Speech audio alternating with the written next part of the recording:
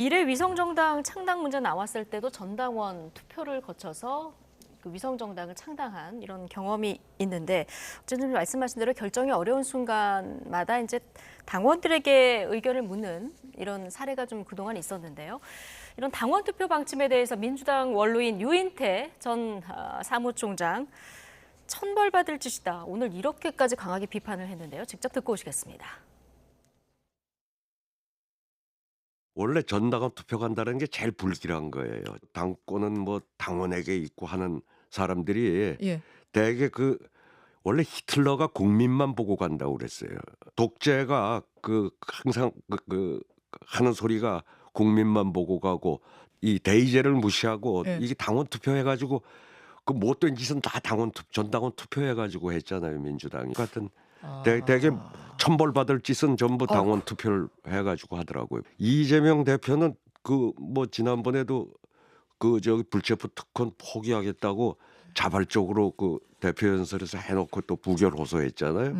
이번에 또 이거 뒤집으면 이제 콩으로 매줄 쓴다 그래도 이재명 대표를 누가 믿겠어요.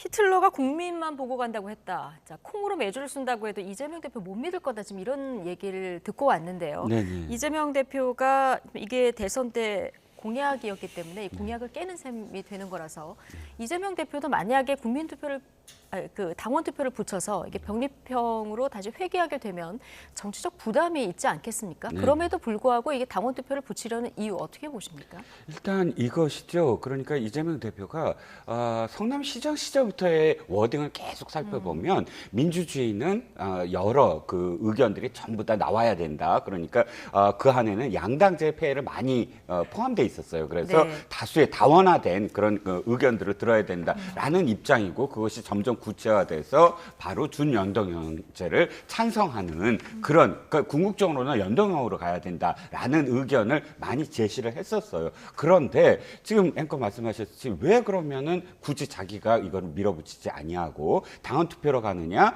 자기가 말을 바꾸는 데 대한 부담을 당원에게 맡기는 형식으로 해서 책임을 회피하려 한다라는 거를 지금 유인태 전 정무수석이 지적하고 있는 것이거든요. 이것이 대단히 어떤 의미에서는 책임을 회피하는 자세다라는 것이고요. 지금 아까 예를 들어 주셨던 투표 있지 않습니까? 86% 말씀하셨잖아요. 네. 이 득표율이 어떻게 되냐, 찬성에 대한 득표율이 어떻게 되냐면 투표율로 얘기했을 때 26%밖에 안 돼요. 그러니까 당원의 26%한테 물어보고 그것을 전 당원의 의견이라고 이야기하면서 밀어붙이는 거거든요. 그러니까 지난번 어떤 사례들에 비추어 봐서 그렇다면 이것이 과연 민주적인 방식이냐? 저도 똑같이 말을 하지 않을 수 없고요.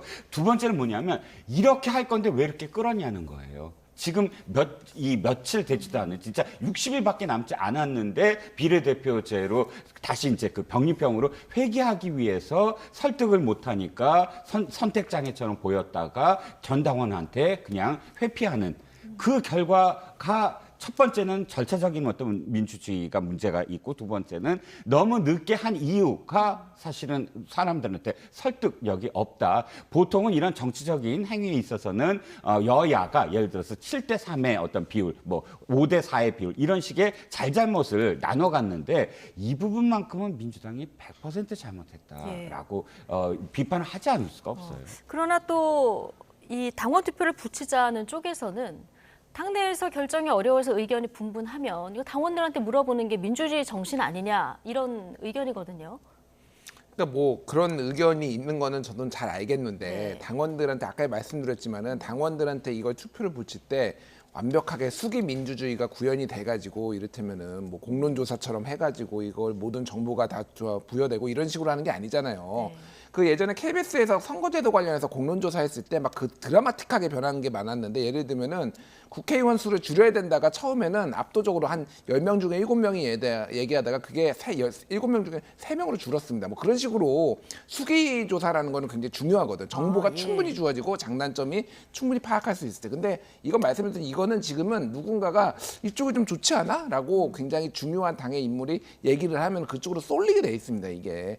그래서 이게 정말로 민주적인 방식이냐에 대해서 저는 회의적이라는 거를 말씀드리고 아까 말씀드렸듯이 책임 정치라는 거는 결국은 여기에 특히 이제 대한민국 같이 어떤 정치 리더가 중요한 이런 정치 환경에서는 판단을 하고 이해를 구하면 되는 겁니다. 그러니까 병립형이 무조건 나쁜 게 아니에요. 예. 병립형도 장점이 있습니다. 연동형도 장점이 있고. 근데 이재명 대표나 민주당이 연동형에 대해서 장점을 그동안 얘기를 하고 이거 약속을 했기 때문에 그러면 병립형으로 가는 것에 대해서는 왜 가야 설명을 되는지 하면 된다. 설명을 하고 그러면은 보완을 할 게 뭐가 있는지 어떤 제도적 장치가 있는지에 대해서 충분히 하면은 납득을 할 수도 있는 거예요. 근데 네. 그런 것들을 다 피하려고만 하니까 그리고 모든 계산은 다 유불리 지금 당장 이게 유리한지 불리한지 이렇게 되면은 내년이나 아니야 2027년 대선에 누가 이재명과 민주당과 손잡으려고 하겠습니까? 예. 단일화 아무도 안 돼요. 이런 식으로 소위 말해서 뒤통수 치면은 그러니까 좀 정도를 걸어라. 그러니까 뭐 바꾸는 것도 좋은데 최소한 어떤 식으로든지 좀 설득을 하려고 좀 노력을 해라 이렇게 네. 말씀드리겠습니다.